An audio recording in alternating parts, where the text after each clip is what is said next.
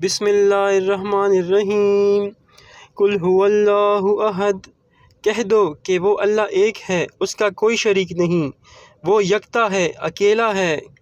اللہ الصمد، اللہ تعالیٰ بے نیاز ہے، وہ کسی کا محتاج نہیں، وہ ہر چیز سے بے نیاز ہے، نہ اسے کچھ کھانے کی ضرورت ہے اور نہ پینے کی، وہ ہمیشہ سے ہے اور ہمیشہ رہے گا، وہ کسی بھی کام میں کسی کا محتاج نہیں۔ لم یلد ولم یولد، نہ اس نے کسی کو جنم دیا اور نہ وہ خود کسی سے پیدا ہوا۔